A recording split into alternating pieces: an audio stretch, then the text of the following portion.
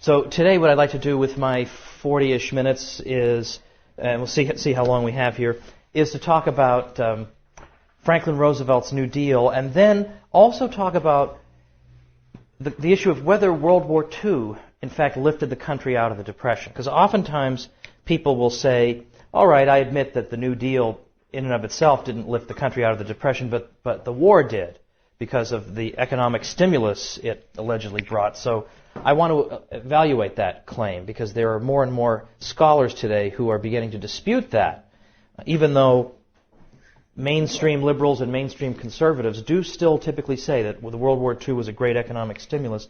There are a number of scholars who are disputing that, and in fact arguing that the economy really only returned to full health in the wake of World War II rather than during it, and I'll try to give some evidence for that.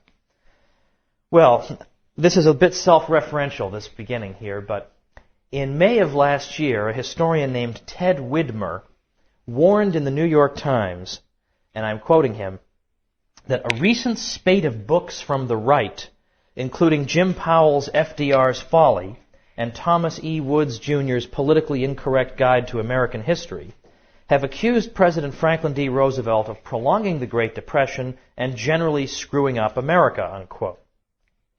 Well, Widmer would have none of this crazy talk, of course. Quote, FDR embodied hope to a people consumed by despair, he hastened to remind us. And continuing to quote Widmer, Roosevelt reinvented the presidency during his first 100 days in office through bold policy innovations, brilliant speeches, and broadcasts, and a personal connection with the American people that has not been equaled since.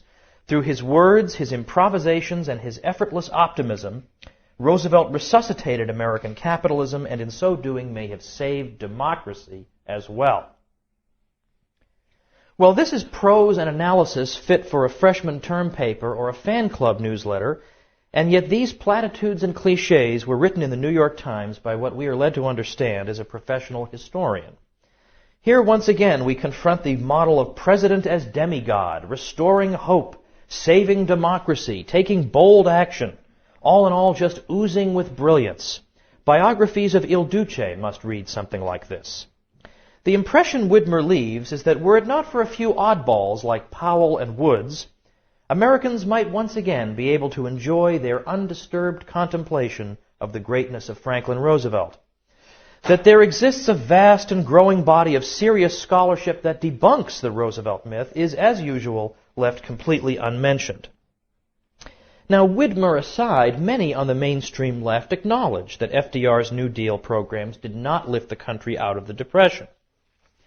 According to Robert McIlvaine, we have this statement, for all it did, for all it changed, the New Deal never succeeded in its primary goal, ending the Depression.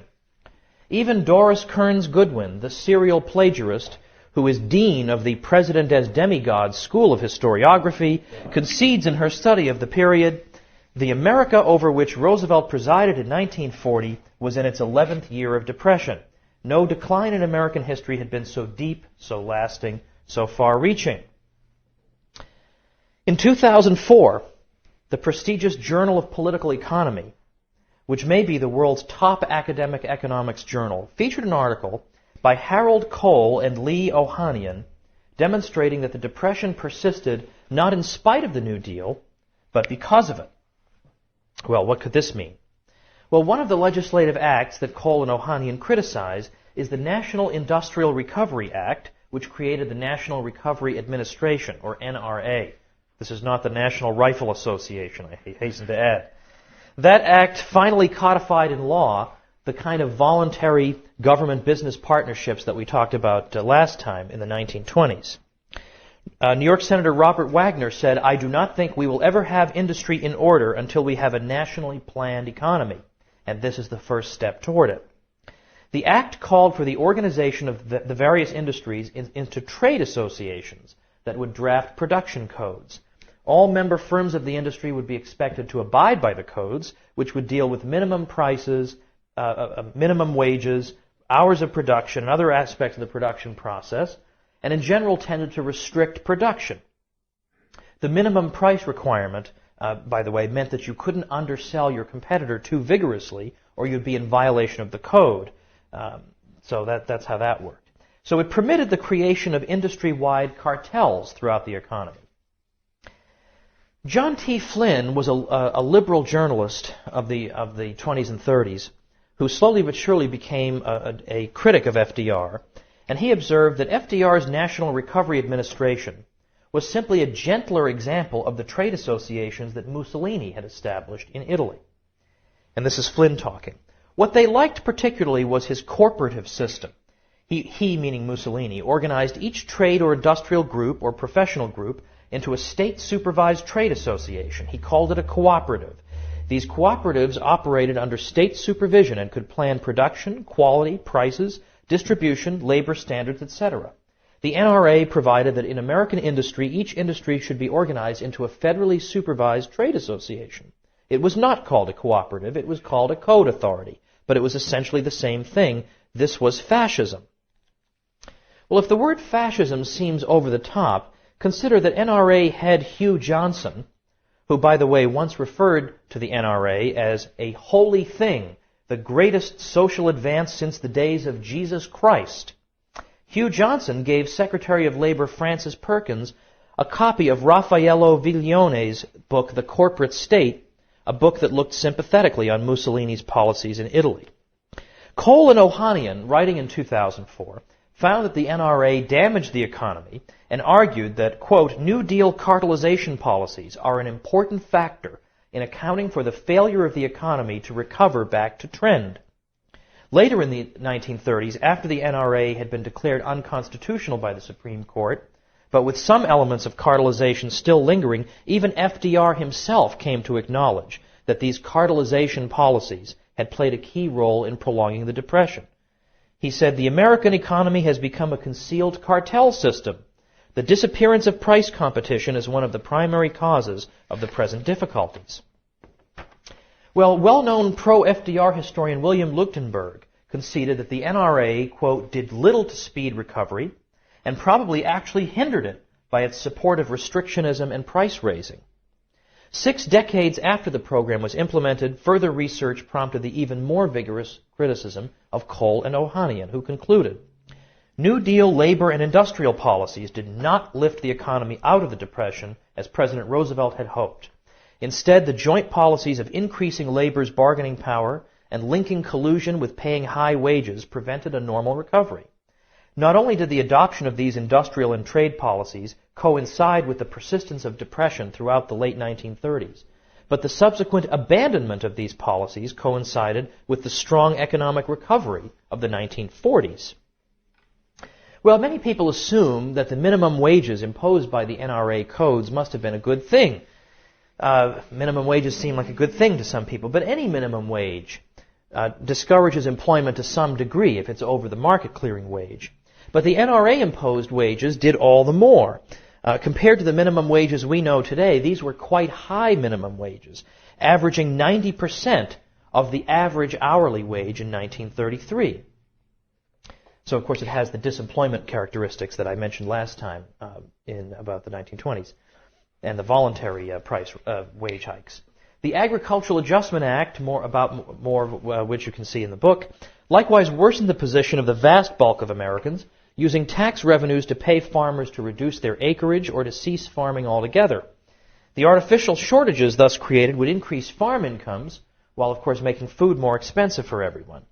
In 1933, 10 million acres of cotton and 6 million pigs were actually destroyed for this purpose. Not only was the non-farm population looted in order to support this program, but American farm workers suffered as well. With less farming being done, there was of course less for them to do and less need for their labor. In fact, the 1936 article in The Atlantic observed that some 2 million people had been thrown out of work by this program alone. Beneath the surface of most New Deal programs was the assumption that purchasing power needed to be restored if the economy were to return to normal. The magazine of Wall Street exposed this fallacy by suggesting as follows: since the president believes that reducing the work week and raising wages would help the economy by boosting purchasing power, why not swell purchasing power still more by establishing a 10-hour week and quadrupling wages? Or why not have a 10-minute week and raise wages by 100 times, if it's that easy? Each New Deal program had its negative effects, but the collective effect was also substantial. I mentioned last time Ohio University economists Richard Vedder and Lowell Galloway, who argue as follows. The Great Depression was very significantly prolonged in both its duration and its magnitude by the impact of New Deal programs.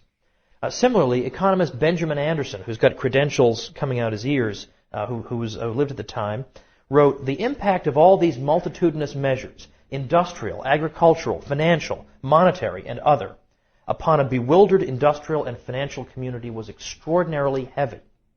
We must add the effect of continuing disquieting utterances by the President. He had castigated the bankers in his inaugural speech. He had made a slurring comparison of British and American bankers in a speech in the summer of 1934. That the private sector could survive and even show early signs of recovery in the midst of so great a disorder is an amazing demonstration of the vitality of private enterprise." Well, Anderson's point that the Roosevelt administration's arbitrariness and hostility undermined business confidence is reflected in polling data compiled at the time. It was only in the late 30s that organized polling began, and in 1939, American businessmen were first polled about their views on the American economy's present and future. When asked by the American Institute of Public Opinion whether they thought the Roosevelt administration's attitude toward business was responsible for delaying the recovery of the private sector, 54% of businessmen polled said yes, 26% no, with the rest no opinion. Some 56% expected the American economy a decade hence to be saddled with more government control, with 22% expecting less. In another 1939 poll, Fortune magazine received much the same answers. The magazine asked executives, "With which of these statements do you come closest to agreeing?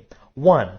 The policies of the administration have so affected the confidence of businessmen that recovery has been seriously held back. Or 2. Businessmen generally have been unjustly blaming the administration for their troubles." Nearly two-thirds agreed with the first statement and only a quarter with the second. Robert Higgs, a great economic historian, calls this phenomenon regime uncertainty, and argues that it bears a substantial share of the blame for why the Great Depression lasted as long as it did. He concludes that given the unparalleled outpouring of business-threatening laws, regulations, and court decisions, the oft-stated hostility of President Roosevelt and his lieutenants toward investors as a class, and the character of the anti-business zealots who composed the strategists and administrators of the New Deal from 1935 to 1941, the political climate could hardly have failed to discourage some investors from making fresh long-term commitments. Well, we know from investment data compiled from the period that long-term investment, the kind that's needed for recovery, was precisely what uncertain businessmen were moving away from. Long-term bonds carried a substantial risk premium, indicating that businesses were uncertain about the future. Professor Higgs's polling data from the 1930s suggests that this uncertainty about the future boiled down to uncertainty about future government policy. Businessmen took seriously the threats and denunciations that ceaselessly issued forth from the White House. The Illinois Manufacturers Association, for example, in a statement forwarded to Roosevelt via the Commerce Secretary, cautioned that the principal obstacle to business revival with accompanying increase in unemployment is the almost universal attitude of uncertainty and apprehension on the part of business executives regarding the future policies of the federal government on issues directly affecting the welfare of private enterprise. Many similar statements were forthcoming. In 1934, a meeting of more than 100 business executives and financial experts in New York, under the auspices of the American Management Association, submitted a report to Roosevelt through Treasury Secretary Henry Morgenthau, concluding that uncertainties regarding the fiscal situation likely to result from the government's borrowing and spending activities, with consequent effects upon monetary and revenue policies, are retarding reemployment and recovery. But those activities continued. In June 1935, Roosevelt proposed a series of tax increases that included higher inheritance taxes, gift taxes, and personal income taxes, as well as a graduated scale of corporate income taxes. Walter Lippmann, who had once been a supporter of the New Deal, complained that the tax bill reflected, in his words, the absence of any plan and the lack of intellectual effort, the work of tired brains, relying on their wishes and their prejudices, and throwing out casual suggestions which they are too hot and bothered to think about. The New Republic magazine observed, and the New Republic is a big supporter of FDR, observed that the whole conception behind the tax bill overlooks the fundamental fact that there is little point in trying to redistribute wealth as long as nothing is done to produce more than a fraction of the wealth we are equipped to create. The New Deal's admirers assure us that FDR's massive spending projects provided jobs and economic stimulus.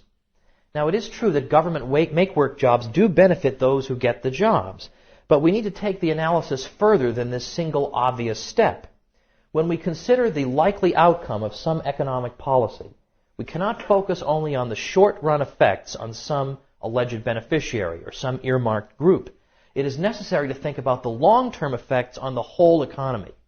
We have a book for sale in the bookstore here called Economics in One Lesson by Henry Hazlitt. It's a classic. It's been in print for over half a century. And that's the one lesson.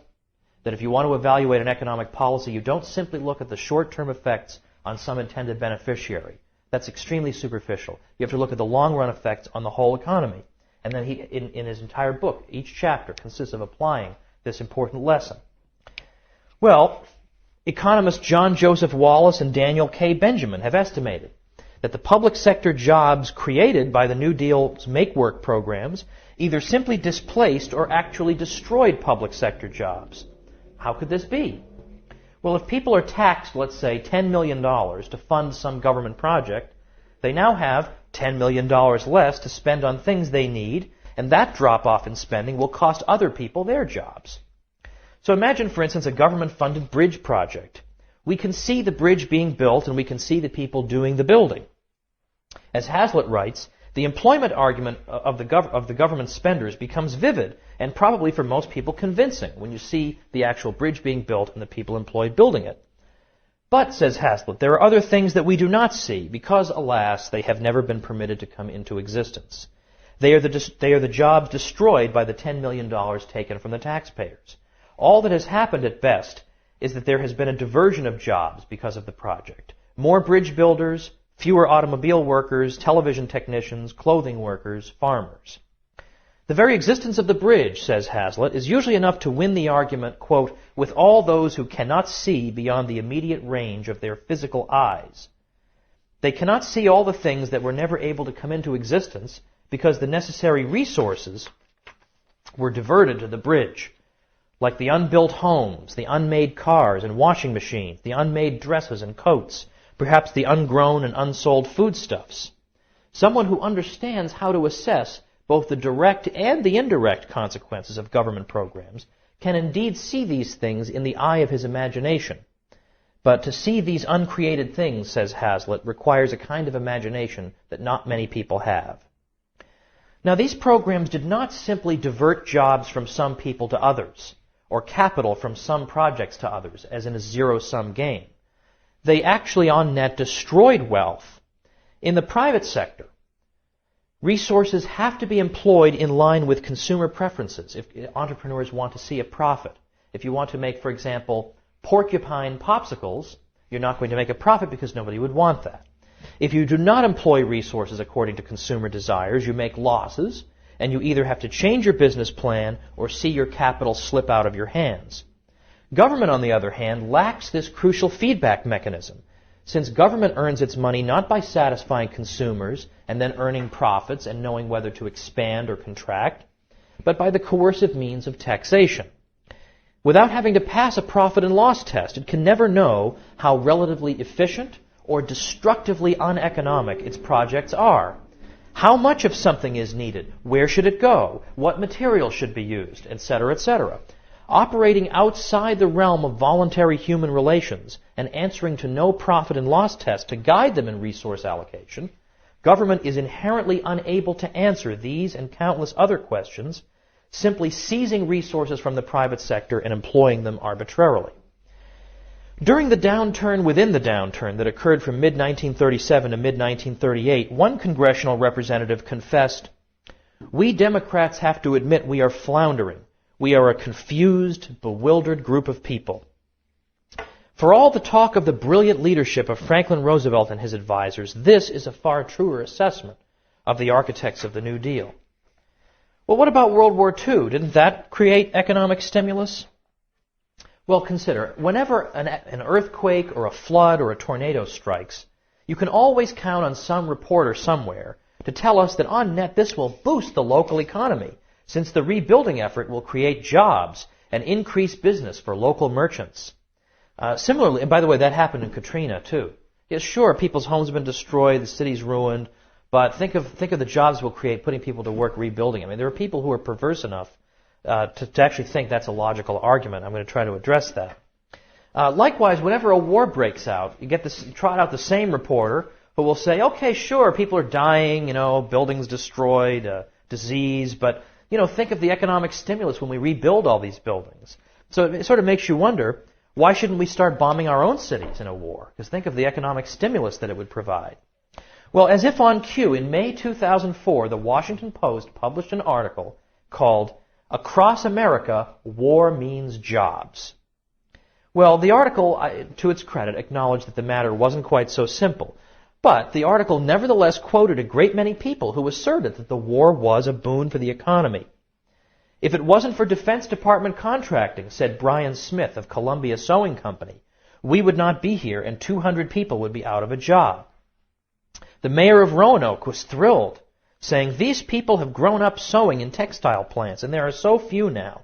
They were desperate to have jobs, and it's going to expand again. I'm so grateful. Appliance salesman Gary Gayer told the Post, the economy is always helped by war. That's just a fact. Well, I can hardly think of a more dangerous view to hold. Well, war is regrettable, but at least we'll have a job.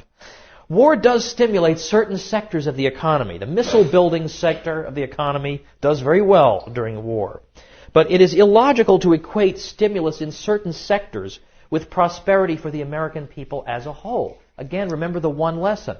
It is not enough to concentrate on some earmarked sector of the economy. We must consider the effects on the economy at large. That is the whole point of economics. And it was with this point in mind that the great Frederick Bastiat, who was a great economist of the mid-19th century, a Frenchman, wrote about what he called the broken window fallacy, in which, perhaps you've heard this before, but the standard story goes as follows. Imagine a shop window that's broken by some careless boy who throws a ball through the window. A normal person would conclude this is a terrible tragedy because the shop owner now is without a window. But you get the modern economist, or let's say a Keynesian economist, coming along saying, no, actually this is a great boon, you see. Because then the glass repairman, the window repairman, will be put to work repairing it. So you see, you've neglected to see what a great stimulus to the economy this is. Well, what Bastiat argues is that we need to consider both what is seen and what is not seen. What is seen is the window repairman going to work and the money that he earns and the stimulus that provides. But what is not seen is what could the shop owner have spent that money on if he hadn't had to spend it on repairing his window? He might have bought himself a new sweater, in which case he'd have both a sweater and a window if it hadn't been broken in the first place. But under this situation, in which his window is broken, he has to spend his sweater money on window repair, he has only a window. So it is a loss. It is a loss to him. It's not just a wash or a stimulus. It is a loss. And this is the lesson that Bastiat teaches us in his important writing, at least one of the lessons he teaches us. Well, we can apply this analysis to war as well. The jobs that are created to produce weapons and military equipment, as well as jobs in the armed forces, they are what is seen. We see those things and we say, great stimulus. But they are paid for by taxing the private economy.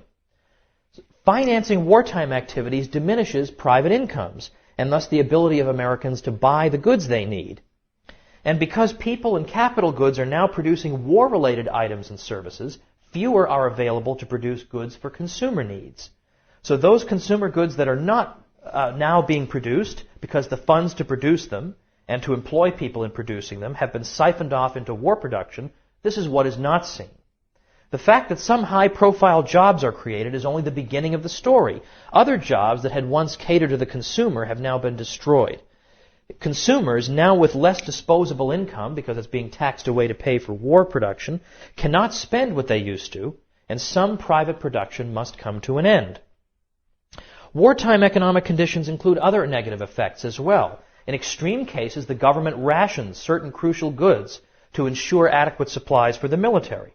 So during World War II, for example, consumers suffered from, among other things, the effects of the price controls and deprivation that accompany rationing.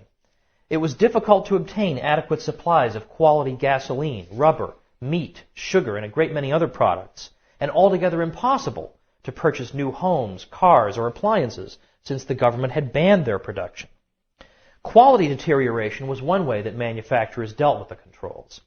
Fat was added to hamburger, says historian Gene Smiley. The butterfat content of milk was reduced. Cornstarch was added to spices. Coffee was stretched with fillers. Between 1939 and 1943, 19 out of 20 candy bars had been reduced in size, thereby concealing what was in effect a 23% price increase. Similar effects were felt in clothing.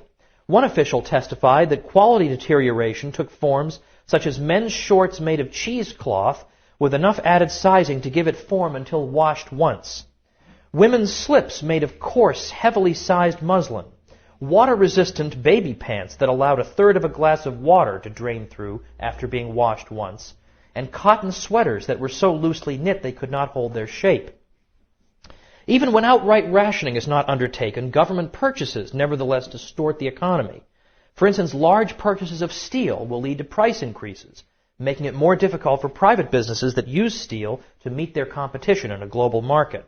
If the higher prices attract new producers of steel, this new production comes at the cost of abandoning other industries, thus further skewing the economy in favor of the government's preferences over those of the consumer. Fewer, dearer goods and less money with which to buy them. There is your wartime prosperity. And that is not to mention all the wealth that could have been produced if the requisite labor and material inputs had not been diverted into war production. Now, it is no answer to say that the armed forces and the munitions are necessary in order to win whatever war it is. True as that may be, that's not the issue here. The issue is, does war make Americans more prosperous? Now, the view that war brings prosperity had until recently been entrenched as the conventional wisdom, particularly in historians' treatments of World War II. The war, we are told, lifted the country out of the Great Depression. Scholars on left and right alike can be found predictably repeating this claim. Seymour Melman, who's quite sound on most issues, nevertheless sums up the conventional view. He says, the economy was producing more guns and more butter. Americans never had it so good. Well, as late as 2004, I actually thought recent scholarship, which I'm going to share with you, had at last corrected this bizarre and dangerous misunderstanding of a central episode of our country's economic history, finally proving that the alleged wartime prosperity had been and logically had to be only an illusion. Then, in an appearance on a major radio program, it was Fox News Live with Alan Colmes, that pitted me against a distinguished professor several decades my senior. It was Alan Lichtman. There was the myth all over again. That was the way he answered me. I explained why the idea of wartime prosperity was on the face of it obviously a fantasy, no different from the fallacies we hear all the time from the mainstream media about the jobs that earthquakes and floods will bring. But Professor Lichtman simply pointed to the national income statistics of the early 1940s, which reveal a tremendous economic boom. Well, a more egregious lack of acquaintance with modern scholarship can hardly be imagined. Since the 1990s, important scholarly work has completely undercut this fable. This scholarship has directly confronted these typical arguments. The wonderful GDP figures for the war, the incredible 20% annual growth rates from 1941 to 1943, and so on. Simply put, these statistics are completely meaningless. What do I mean by that? Well, let me cite the work again of Robert Higgs, who has been a pioneer in this. Higgs has suggested that it should have been obvious to us that something was wrong with these GDP figures. And he says this. He says, consider all these peculiar aspects of these figures. Consider that between 1940 and 1944, real GDP increased at an average annual rate of 13%, a growth spurt wholly out of line with any experience before or since. Moreover, that extraordinary growth took place notwithstanding the movement of some 16 million men, equivalent to 28.6% of the labor force in 1940, into the armed forces at some time during the war, and the replacement of those prime workers mainly by teenagers, women with little or no previous experience in the labor market, and elderly men. Is it plausible that an economy subject to such severe and abruptly imposed human resource constraints could generate a growth spurt far greater than any other in its entire history? Further, is it plausible that when the great majority of the servicemen returned to the civilian labor force, some 9 million of them in the year following VJ Day, while millions of their relatively unproductive wartime replacements left the labor force, the economy's real output would fall by 22% from 1945 to 1947? That's pretty devastating to me. That does suggest, obviously, there's something very implausible about statistics that suggest great prosperity. So we'll get to what exactly really happened. Gene Smiley is, with Higgs, one of a small but growing number of dissenters, who concludes in his book, The American Economy in the 20th Century, the national income data showing such amazing prosperity during the war is simply not believable. Again, Vedder and Galloway, I cite, warn that aggregate economic statistics need to be viewed with a skeptical eye, particularly in periods such as this, where there are pronounced governmental interventions in markets.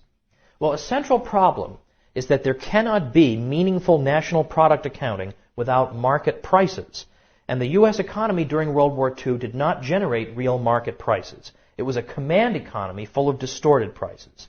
In a command economy, the fundamental accounting difficulty is that the authorities suppress and replace the only genuinely meaningful manifestation of people's valuations, namely free market prices. The prices the U.S. government paid for the goods and services it bought were essentially arbitrary in that they had no foundation in consumer choice, as all other prices do. When the government places more of the economy into the command system, with spillover effects on the nominally private economy that remains outside the government's immediate control, the resulting output figures become more and more tainted by arbitrariness. GDP figures are especially arbitrary during economic conditions like those of World War II, a time when at least 2/5 of national output was part of the war economy, and large classes of the remainder were controlled in one way or another, and thus arbitrarily priced.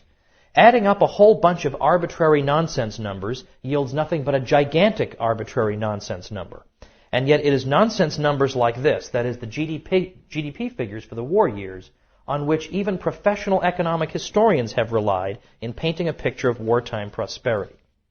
One way economists estimate a country's capacity to produce is to draw a constant rate of growth line connecting the output produced in two benchmark years. Now, Robert Higgs did exactly that for the years 1929 and 1948, drawing a line depicting the rate at which the U.S. economy would have grown in the absence of the unusual conditions prevailing during the Depression on the one hand and the war on the other. And not surprisingly, he found that the United States produced well below its capacity during the 1930s, the decade of the Depression. But during the war years, he found that the American economy produced far above its production capacity, a contradiction in terms, which is why Higgs contends that the apparent super-trend wartime boom in output was nothing but an artifact of an unjustifiable accounting system. Another problem with taking these GDP statistics at their face value is that we are also forced to accept what they tell us about the extremely prosperous year of 1946. As the official statistics would have it, the U.S. suffered a terrible depression in that year. Real GNP fell by more than 20% in 1946 alone, the worst single-year downturn in American history. Real output fell by 22.7% from 1944 to 1947. But the Great Depression of 1946 is every bit as much a phantom as the wartime prosperity to which the same faulty statistics also point. Americans were fantastically prosperous and enjoyed low unemployment in 1946. If you accept one, though, you must accept the other. Since there was no Great Depression of 1946, we should feel all the more vindicated in rejecting the equally misleading GDP data from the war years. What GDP figures obscure is that the private economy performed extraordinarily well in 1946. Private output increased by 30% that year alone, by far the most extraordinary single-year jump in private output in American history. That is a measure of prosperity, not how much the government is spending, but how much the civilian economy is producing. That is where wealth is created and living standards are raised. On the other hand, the private economy shrank dramatically during the war. Well, as the official statistics would have it, World War II was a time of great prosperity and 1946 was a time of depression. The truth is just the opposite. What these statistics really show is just how substantially government activity can distort the true economic picture. And they also show that common sense must always prevail. Diverting wealth away from private use and taxing consumers to pay for the diversion is not how prosperity is created. Are we asking too much to expect our historians to grasp that point?